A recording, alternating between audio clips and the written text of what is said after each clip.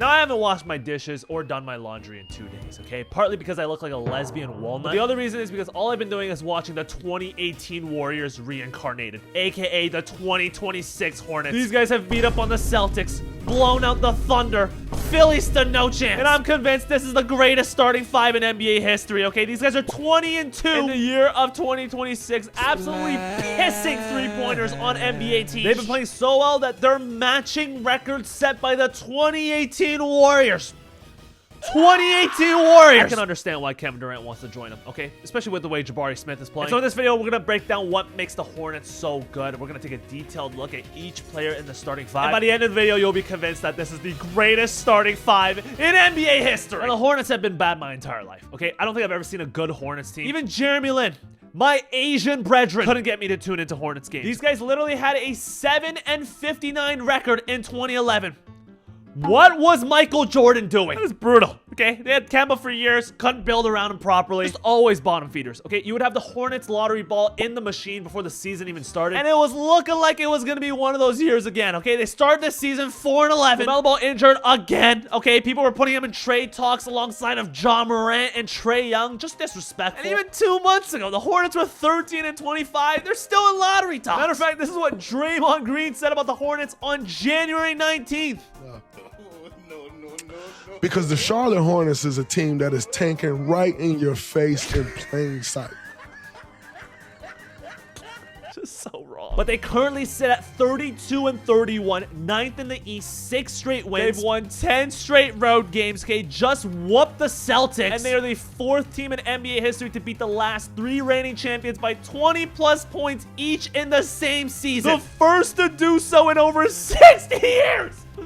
What the hell? And it all starts with their starting 5, okay? Like I said earlier, this starting 5 is 20-2 in the year of 2026. And we gotta start with the head of the snake, LaMelo Ball. I think his basketball IQ is high enough where his instincts are there to intercept passes and play good team defense. This guy's a ridiculous shot maker, all right? He's also not scared to pass the ball at all. He's got great vision, and he dictates the flow of the game. He just can't stay healthy. And I really believe his...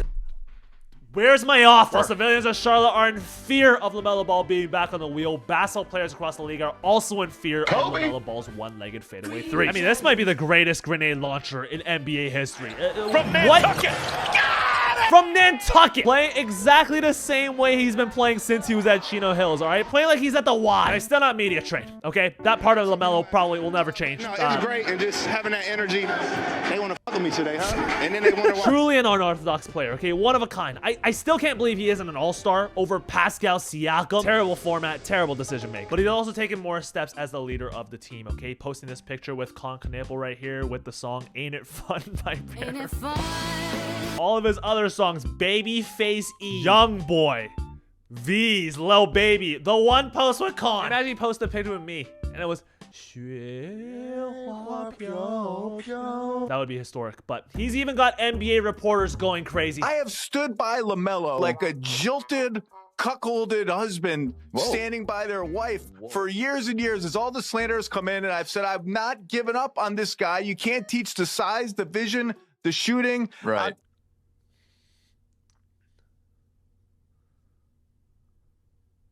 I get the point that he's trying to make, right? He's been by Melo since day one. But did you need to say it like that? Did you have to convey your message to put yourself in a position of being a cock? But when LaMelo Ball's efficient, they're a tough team to beat, okay? This guy's pushing the ball as a 6'7" point guard, finding his teammates, and he's doing everything he can as a leader to improve the team chemistry, okay? Look at this video right here. Look at these guys. These guys are flirting. The guy he's flirting with, number 14, is Musa Diabate. This guy right here is the complete opposite of DeAndre Ayton. I think this one clip alone just shows you his defensive instincts, his motor, his pace, his vertical. Oh my goodness. Just so good at sliding his feet. Here he is sticking with Peyton Pritchard, one of the shiftiest guards in the league right here, getting a stop. Here's him in a matchup against Victor Wembanyama, all right, finishing at the rim, finishing in the paint, all right, a high floater right there over Wemby. Getting a good contest on Wembanyama's jump shot. Even blocks a Wemby layup, all right? Unfortunately, the ball went in, but still, that's absurd. Just overall played a great game against one of the tallest, most skilled players in the NBA, all right? Then we have the star of the show, Colin Knaple, who's literally a reincarnation of prime Klay Thompson. This guy is an absolute burner, all right? He's shooting over 40% from threes, already beating Keegan Murray's record for most threes as a rookie in the NBA. In his first 62 career games, more points than Kobe, more threes than Steph, more assists than Steve Nash, more boards than Giannis, more blocks than Russell Westbrook, higher field goal percentage than LeBron James. This guy is elite. Home run pick for the Charlotte Hornets, all right? Now, they did use AI to draft him, so you can't really give him too much credit, but at least it's better than Michael Jordan. Absolutely an upgrade. He just won his 4th Rookie of the Month in the month of February. He's still #1 on the Rookie of the Year ladder, just ahead of Duke teammate Cooper Flagg. Make sure you join the Knipple clan before it's too late. Then we get into Brandon Miller, all right? Hum diddly dee. First of all, this guy could jump out the gym, man. Oh my God. Just flying in the air, all right?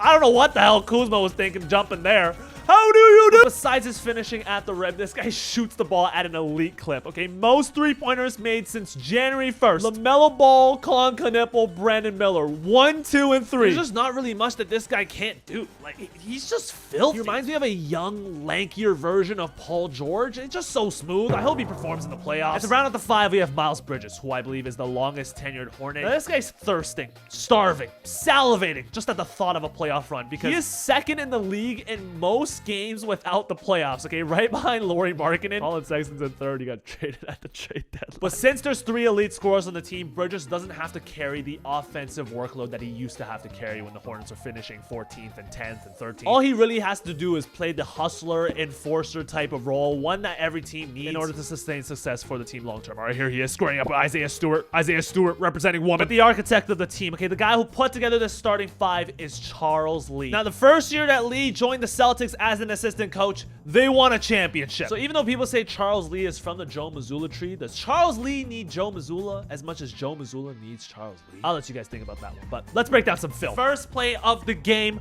Charles Lee against his former team, the Celtics, right here. This is like Shifu versus Uguay. LaMelo Ball sets an inverted screen for Moussa Diabate to get a free run at the rim. Just great play design, okay? You have the corners filled with elite shooters. And with Jaylen Brown face guarding LaMelo, you use him as a screener instead to free up Diabate to get a free run at the rim, all right? Just genius. Now, look, I'm not usually a chart guy, all right? I know I'm yellow. I like watching the games more than looking at numbers. However, this chart right here, I think, is a good representation for just how well the Hornets are shooting this year. And it's a pretty simple chart, even if you don't understand math, okay? X-axis, total three-pointers attempted. Y-axis is their three-point percentage. The Hornets lead the league in three-pointers attempted and percentage. Shooting almost 40% from 3, over 43 three-point attempts per game. That is absurd. All-time volume and efficiency. And with Kyle Lowry as the veteran for the 76ers, he knew this going into their game against the Hornets.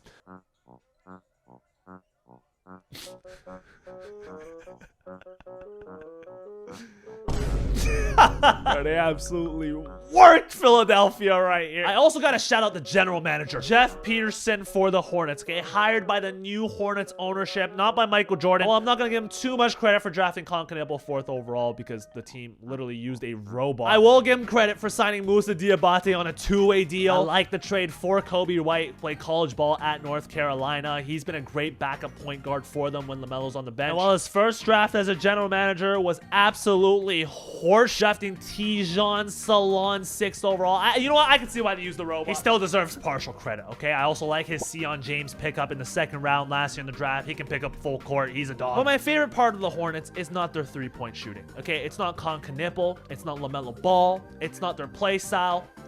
It's Eric Collins, their commentator. Okay, let's listen to some of his best calls this year. Okay, first of all, Dyson Daniels 3. Oh no, what's going on here? Oh! Next up, Max Christie, corner tray ball. Christie! Oh! Yo, I'd be so scared to shoot a 3 if this guy was commentating. I'm guaranteed to go viral if I miss. Now, maybe this is why they're so good at shooting 3s. Oh. They're scared if they miss too badly. Eric Collins doesn't make them go viral. It all makes sense now. Look at this. Listen to this guy. He just loses his mind on the mic. What a legend. All right, shout out to Eric Collins. But if you guys want some good entertainment, I strongly advise you to tune into Charlotte Hornets basketball. One of the most refreshing, exciting basketball teams I've seen in a while, okay? It's much better than watching the Lakers play if you're a Lakers fan. Don't watch the Lakers anymore. Just watch this team. You'll be much happier.